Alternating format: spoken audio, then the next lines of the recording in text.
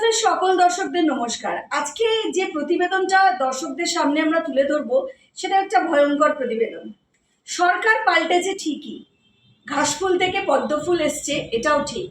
রং পরিবর্তন হয়েছে, চিহ্ন পরিবর্তন হয়েছে, কিন্তু সরকারের যে দুর্নীতি, সেই দুর্নীতি যেটা 15 বছর ধরে রাজ্য সরকার এস্টাবলিশ করে গেছে, তার পরিবর্তন কি হয়েছে? হবে। তার জন্য কিছু সময় লাগবে, কারণ নতুন যে সরকার, সেই সরকার এখনো 1 মাসও হয়নি। তারা শপথ নিয়েছে, তারা সোনার বাংলা তৈরি করবে বলে প্রতিশ্রুতিও দিয়েছে। কিন্তু যে নেক্সাস এই রাজ্য সরকারের অন্দরে জমে আছে বিভিন্ন দফতরে, এবং সেই দফতরের যারা আধিকারিক, যারা প্রাক্তন মন্ত্রী ছিলেন, তাদের যে দুর্নীতি, তাদের যে নেক্সাস চলতো, সেগুলো কিভাবে নির্মূল হবে?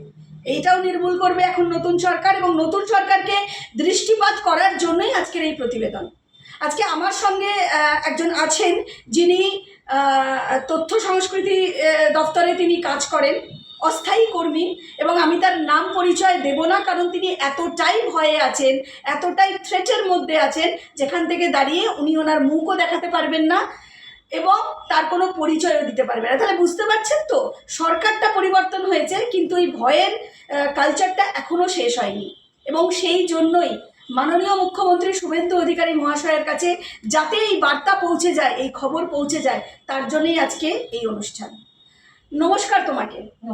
এই যে ঘটনা, সেই ঘটনাটা যদি তুমি একটু দর্শকদেরকে নিজে মুখে বলো, যে এই তথ্য প্রযুক্তি যে দফতর এবং সেখানে যে নেক্সাসটা চলতো, এবং মাথায় যিনি ছিলেন তিনি হচ্ছেন প্রাক্তন মন্ত্রী ইন্দ্রনীল সেন, সে যেভাবে নেক্সাসটা চালাতো, কি উপলব্ধি, কি মানে যেটা তোমরা দেখেছো চোখের সামনে? ভীষণ ভয়ঙ্কর উপলব্ধি। এই বিগত যত বছর চাকরি করছি, মানে একটা আতঙ্কের মধ্যে ছিলাম, এখন আতঙ্কের মধ্যে আছি। সরকার বদলেছে, ইন্দ্রনীল সেন এখন মানে মন্ত্রী থেকে মানে আগে মন্ত্রী ছিল, এটা হয়েছে। কিন্তু এই যে ওনার যে একটা গ্যাং, যে তথ্য সাংস্কৃতিক দপ্তরে কাজ করে, বা উনি যে গ্যাংটাকে তৈরি করেছে ওনার হাতে, এই যে মাফিয়া গ্যাং, এই যে সিন্ডিকেট গ্যাং, এটা কিন্তু আজও আছে। ওনার আন্ডারে চাকরি, ওনার আন্ডারে কর্মরত অফিসাররা, বড় বড় অফিসাররা, তপন তরফদার, বাসুদেব ঘোষ, প্রদীপ সরকার, এবং কিছু কন্ট্রাকচুয়াল অফিসার যেরকম অমিতাভ রায় চৌধুরী, এবং কিছু কন্ট্রাকচুয়াল স্টাফরাও আছে, তাদের আমি আর নাম নিচ্ছি না। এরা সমস্তটা এই পুরো গ্যাংটাকে পরিপূর্ণ করেছে, এবং এরা সবাই মিলে ওই রবীন্দ্র সদন চত্বরে বসে ইন্দ্রনীল সেনের সঙ্গে সম্পূর্ণ মদত দিত এই পুরো লুট করার জন্য। এবং এর মধ্যে কিছু এসডিআইসিও আছে, কিছু ডিআইসিও আছে জেলাগত, মানে কেউ এখানে বাদ যায়নি। সবাই চুরি করেছে, সবাই লুট করেছে, সবাই দুর্নীতি করেছে, এবং তার থেকেও ভয়াবহ, এখানে একটি নোংরা রাজনীতি চলতো। মহিলা কর্মীদের এত ভয় লাগতো ওখানে কাজ করতে, যারাই অফিসারদের কোলে বসেছে তারাই পেয়েছে প্রমোশন, তারাই পেয়েছে গ্রুপ সি, গ্রুপ বি হওয়ার মানে চাবিকাঠি। আমাদের মতন যারা ওয়েবেল স্টাফ, তারা এবং গ্রুপ সি এবং গ্রুপ ডি, আমাদের মায়না খুবই সামান্য। কিন্তু যারা অফিসারদের কোলে বসেছে, একদম এই ভাষাটা আমি বলছি, যারা অফিসারদের কোলে বসে চাকরি পেয়েছে, বা যারা অফিসারদের সঙ্গে কম্প্রোমাইজ করেছে, বা ইন্দ্রনীল সেনের সঙ্গে কম্প্রোমাইজ করেছে, তারা পেয়েছে গ্রুপ বির সেই চাকরি, সেই 26,000 22,000-এর চাকরি। এই চলেছে। এবং তুমি যা দেখেছো তুমি কিছুই দেখোনি, তুমি যা শুনেছো তুমি কিছুই শোনোনি, তুমি যা মানে কানে ইয়ে কর, কিচ্ছু না, সব ভুলে যাও। এখানে থাকতে গেলে বয়ফ্রেন্ড করতে হবে, এখানে থাকতে গেলে সব শুনতে হবে, এখানে থাকতে মানে এই যে আপনি যে অভিযোগগুলো করছেন, এগুলো কি যারা অফিসার তারা আপনাদেরকে এইভাবে ইনস্ট্রাকশন দিতেন যে চুপ করে থাকতে হবে, মুখ খোলা যাবে না, বা এই ধরনের ভয় দেখানো চলতো? হ্যাঁ, আমাকে, আমার কলিগদের দিনের পর দিন আমরা মানে এদের হাতে মানে কি বলবো স্যাবোটাজ হয়েছি। আমার এক ফিমেল কলিগকে 9:30 অবধি উনি, তপন তরফদার, 9:30 অবধি উনি শিশির মঞ্চে বসিয়ে রেখেছেন। এবং কেন একটা মহিলা কর্মীকে 9:30 অবধি বসিয়ে রাখার রাইট ওনাকে কে দিয়েছে? কিন্তু আমাদের বসে থাকতে হয়েছে এই চাকরিটার জন্য। চাকরি চলে গেলে কি খাবো? তপন তরফদারের কথা ছিল, বেশি বাড়াবাড়ি করলে উত্তরের হাওয়া খাইয়ে দেবো। বেশি বাড়াবাড়ি করলে, তোমরা তো তৃণমূল আমলে ঢুকেছো, দেখবে তোমাদের ফটো নিয়ে এখনই বিজেপিদের দিয়ে দেবো। এই হচ্ছে তপন তরফদারের ভাষা। একদম মানে উনি হচ্ছে একটা মানে নোংরা নোংরা, ওর থেকে নোংরা লোক হয়তো পৃথিবীতে দেখিনি। তপন তরফদার, বাসুদেব ঘোষ, প্রদীপ সরকার, এই পুরো ক্যাটাগরি ওয়াইজ নাম আছে। আমরা সমস্তটা সিএম এর হাতে তুলে দিতে চাই, ওরা যা যা করেছে। দিদি এখানে একটা প্রশ্ন করব, যে একটু আগেই আপনি বললেন যে একটা নেক্সাস চলতো এবং সেখানে মহিলারাও সুরক্ষিত নয়, কোলে বসার কথা আপনি কোট আনকোট বললেন। তো এখানে কি কোনো ধরনের মহিলাদের ওপর একটা শারীরিক নির্যাতন বা ধরুন তাদেরকে বাধ্য করা হতো কোনোভাবে ফিজিক্যালি অ্যাটাচড হতে? না, শারীরিক নির্যাতন করা হতো না, কিন্তু আকার ইঙ্গিতে বোঝানো হতো। দেখুন, আমাকে তো কখনোই পছন্দ করতো না, আমি খুবই বিশ্রী বিশ্রী লোকদের এবং মানে যারা খুবই স্ট্রেট ফরওয়ার্ড আর সুন্দর দেখতে না, তাদের রবীন্দ্র সদন চত্বরে অ্যালাউ না। রবীন্দ্র সদন চত্বরে তাদেরই অ্যালাউ যারা খুব সুন্দরী হবে, যাদের একটু গায়ে ধাক্কা দিলে যারা কিছু বলবে না, যাদের একটু খাজে খাস থাকবে। মানে ইন্দ্রনীল সেন বলতেন এই ভাষায়? মন্ত্রী এই ভাষায় বলছেন, তপন তরফদারকে মন্ত্রী এই ভাষায় বলছেন। আমাদের কর্মীরা তখন আশেপাশে আছি এবং লাউড স্পিকারে আমরা শুনতে পাচ্ছি যে ইন্দ্রনীল সেন এরকম কোট আনকোট বলছে যে এরকম মানে ভাজে ভাজে মহিলা এদের এত দিও না, এদের এখানে এত ইয়ে করিও না, এত লোক দেখে পাগল হয়ে যাবে। এবং সিঙ্গারদের একটা চক্র চলতো, আমাদের ওয়েবের কর্মীদের একটা চক্র চলতো, অফিসারদের একটা চক্র চলতো। সব এই চক্রটা হচ্ছে, এর তো কিংপিং হচ্ছে ইন্দ্রনীল সেন, এবং এর নিচে যারা জুনিয়র ছিল, যারা এই মাফিয়া গ্যাংটাকে চালাতো, তারা হচ্ছে এই অফিসারেরা, তাদের নিচে আবার অন্য লোক ছিল, তাদের নিচে আবার অন্য লোক ছিল। এই সম্পূর্ণ বিস্তারিত এরা করতো। বাংলা একাডেমির ওপরের ঘর, যেটা দোলা ব্যানার্জি বলেছেন, আপনি গিয়ে দেখুন না বাংলা একাডেমির ওপরে ঘর কেন, একটা বাংলা একাডেমির ওপরে ঘরটা করেছে কেন? রবীন্দ্র সদন চত্বরে এখনো কেন সিসিটিভি লাগায়নি? নন্দন চত্বরে এখনো এখনো কেন সিসিটিভি লাগায়নি? ইয়ে শিশির মঞ্চের কনফারেন্স রুমে কেন সিসিটিভি লাগায়নি? ওখানে নোংরামো করতে সুবিধা হতো, তাই সিসিটিভি লাগায়নি। আপনি অনেকগুলোই অভিযোগ করলেন, এখানে কি কোনোভাবে ইন্দ্রনীল সেন টাকার তর্জপিও করতেন? মানে আমরা জানি তথ্য প্রযুক্তি দপ্তরে অনেক রকম কাজ হয়, অনেক প্রোগ্রাম হয়, তাদের সরকারি অনুষ্ঠান হয়, সেখান থেকেও কি টাকার কাটমানি বা সরানো, বা আপনাদেরকে, আপনারা যারা কর্মী, অস্থায়ী কর্মী, তা আপনাদের থেকে কোনোভাবে কাটমানি মানে নেওয়ার কোনো এই ধরনের পরিকল্পনা বা নিত? কাটমানিটা তো মানে সাবলীল ভাবে চলেছে ওখানে। মানে আপনি তো শুনছেন এখন হ্যাঁ। মমতা ব্যানার্জি বলেছে হ্যাঁ। যে 8,000 টাকা ঢুকলে 2,000 ফেরত দিবি। আমাদের মায়নাতেও তাই। আমরা আজ অব্দি তপন তরফদারকে বলে পাইনি যে আমাদের এক্সাক্ট কত মায়না, আমাদের ফাইল নাম্বারটা বলুন, আমাদের কি হচ্ছে বলুন। উনি কোনো কথাতে উত্তর দেয়নি। উনি মানে বেশি কথা বললে কিন্তু এখান থেকে উত্তরের হাওয়া খাইয়ে দেবো।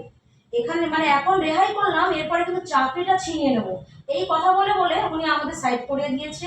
এবং নিজের বাড়ির লোকের, ভাইয়ের বউয়ের চাকরি উলুবেড়িয়াতে করেছে তথ্য সাংস্কৃতিক দপ্তরে, ভাই তরুণ তপাদারের চাকরি করেছে আর্কিওলজি ডিপার্টমেন্টে, নিজের বাড়ির লোকদের আরো 5-6 জনের ভালো গুছিয়ে নিয়েছে। কিন্তু আমাদের আমাদের আমাদের আমাদের এই ক্যাজুয়ালদের জন্য কিন্তু উনি কোনোদিনও মানে একটু মনেও হয়নি যে এই বাচ্চা বাচ্চা মেয়েগুলোর কি হবে বা ছেলেদের কি হবে, এগুলো উনি ভাবেন। এবং আপনাকে এটা বলি, আজ অব্দি কোনো টেন্ডার হয়নি তথ্য সাংস্কৃতিক দপ্তরে, সমস্ত টেন্ডার করতো অমিতাভ চৌধুরী। এবং উনি একজন উনিও ডাব্লিউটিএল, উনিও কিন্তু ডাব্লিউটিএল স্টাফ। উনি নিজেকে, আমরা তো ওনাকে কটাক্ষ করে কন্ট্রাকচুয়াল আইএস অফিসার বলি। উনি নীলবাতির গাড়ি ভাড়া করে চড়তেন এবং অফিসারদের নীলবাতির গাড়িতে উনি চড়তেন, এবং কোনো মিটিং ওকে ছাড়া হতো না।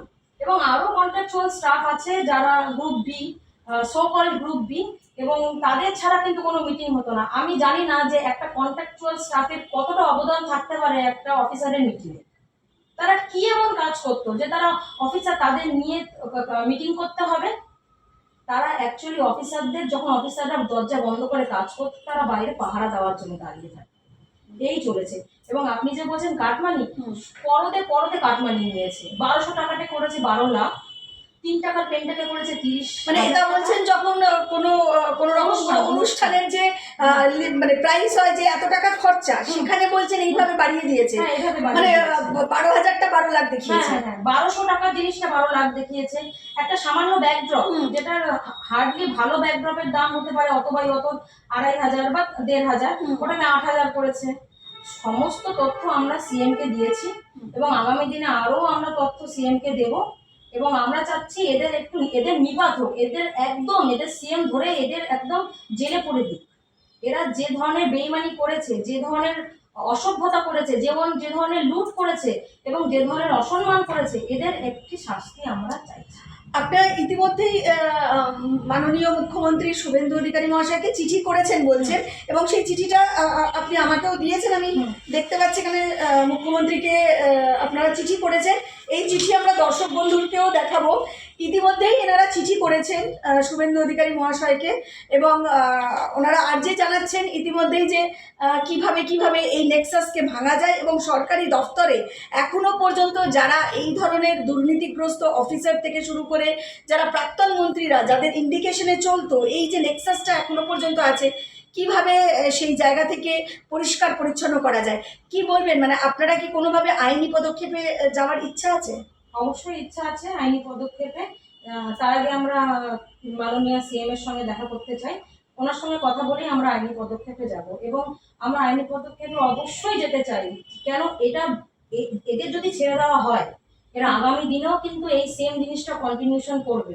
দেখুন, এরা কিন্তু এরকম না যে তৃণমূলের এসেছে বিজেপিতে চলে যাবে, এরা কিন্তু বহু আগে ঢুকেছে। এরা কিন্তু প্রত্যেকটি সরকারকে এক্সপ্লয়েট করেছে, এবং এখন কিন্তু নতুন যে এসেছে তাকেও কিন্তু এরা এক্সপ্লয়েট করবে। অলরেডি তারা এক্সপ্লয়েটেশন শুরু করে দিয়েছে, অলরেডি তাদের বুলি চেঞ্জ হয়ে গেছে। অলরেডি তারা বলছে যে বিজেপির লোক ধরা আছে। যখন আমি যে এখানে চাকরি করি সেখানে অফিসার আমাকে বলছে, মানে ভোটের আগে তো মানসিক প্রচন্ড চাপ দিয়েছে যে তুমি কেন একে ভোট দেবে না, ওকে ভোট দেবে না, যেটা ওনার বলার কোনো এখতিয়ার নেই। কিন্তু আপনি আমার অফিসে গেলে দেখতে পাবেন যে উনি সবাইকে, আমাদের প্রত্যেকটি স্টাফকে ধরে 1 ঘন্টা করে ব্রেন ওয়াশ করাতো যে কেন একে ভোট দেবে, কেন ওকে ভোট দেবে। মানে দর্শকরা শুনুন, এটা রীতিমতন সরকারি দফতরে বসে, অফিসের ভিতরে বসে কর্মীদেরকে ব্রেন ওয়াশ করা হতো যে কাকে ভোট দেবেন। মানে ঠিক নির্বাচনের আগে তৃণমূলকে ভোট দিতে হবে বলে অফিসাররা ভয় দেখাতো। মানে এটা সরাসরি যিনি ভুক্তভোগী তার মুখ থেকে আমরা শুনছি। আপনি আমার অফিসে গিয়ে জিজ্ঞাসা করবেন যে আমাদের অফিসার বলতো, আমি অফিসারের নামটা বলছি না, তাহলে তো আমি ইয়ে হয়ে যাবো। আমি অবশ্যই মধ্যেই সামনে আসবো। কিন্তু এই অফিসার প্রত্যেকজনকে ধরে বলতো যে কেন এখানে ভোট দেবে না। না, দেখো, তুমি যদি তৃণমূলকে ভোট না দাও, দেখো বিজেপি যদি চলে আসে, তাহলে কিন্তু তোমাদের সবার চাকরি খেয়ে নেবে, সবাইকে একদম লাথি মেরে তাড়িয়ে দেবে। দিক, লাথি মেরে দিক। এই 10,000 টাকা চাকরি করার থেকে লাথি নিয়ে খেয়ে মরে যাওয়া ভালো। কিন্তু চেঞ্জ আমরা চাই, আমরা চেঞ্জ চাই, আমরা পরিবর্তন চাইছি। একদম আমরা চেয়েছি, আমরা বুঝেছি যে এরা কত দূর যেতে পারে এবং এরা কত নিচু স্তরে নামতে পারে। এরা যদি নিজের ক্ষমতার জন্য কাউকে খুনও করে দেওয়া এদের কাছে কোনো বড় ব্যাপার না। এই তপন তরফদার, প্রদীপ সরকার, বাসুদেব ঘোষ, পল্লব পাল, আরো যারা আছে আধিকারিক, অনন্যা বন্দ্যোপাধ্যায়, কামিনী রঞ্জন রায়, এই যে পুরো জেলার যে চলতো, এই যে সমস্তটা চলতো, এদের কাছে এত টাকা আছে না, এরা এত টাকা কামিয়ে নিয়েছে, এরা খুন করে দিতেও এদের কোনো দ্বিধাবোধ লাগবে না।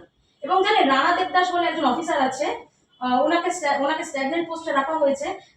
বীরভূমের ডিএম ওনার নামে কমপ্লেন করেছিল যে উনি লোকপ্রসার প্রকল্পের টাকা খেয়ে নিয়েছেন, এবং এই যে আপনার হেরিটেজ গ্র্যান্ড কমিশনের যে টাকাগুলো সমস্ত খেয়েছে। ওকে কেন ধরা হচ্ছে না? সমস্ত খেয়েছে। এই যে আলাপন বন্দ্যোপাধ্যায় চেয়ারপারসন ছিল, এই সমস্তটা রানা দেবদাস খেয়েছে। ওকে ধরা হোক, ও বলবে কেন ওকে ধরা হচ্ছে না, এটা সব চেক করা হোক। একদমই আপনি অনেকটাই অভিযোগ করলেন। দর্শক বন্ধুরা, মুখ্যমন্ত্রী শুভেন্দু অধিকারী মহাশয়ের কাছে অবশ্যই এই বার্তাগুলো যাবে, ওনারাও যাবেন। কিন্তু আমরা দুঃখিত যে উনি এতটাই ভীত সন্ত্রস্ত, ওনার মুখ দেখাতে আমরা পারবো না, পরিচয়টাও আমরা জানাতে পারবো না, কারণ ওনার একটা প্রোটেকশনের ব্যাপার আছে। উনি মহিলা, এবং আমরা জানি আমাদের পশ্চিমবাংলায় কিভাবে মহিলাদের ওপর থ্রেট চলে, মহিলাদের ওপর থ্রেট চলতো। কিন্তু আমরা এটাও আশা রাখছি নতুন সরকারের থেকে যে এই পরিবর্তনের সমাধান হবে, কারণ বিজেপি বলেছিল, বিজেপি ভরসা দিয়েছিল যে ভয় আউট, ভরসা ইন। তো এই লক্ষ্যেই আমরা সবাই এগোচ্ছি।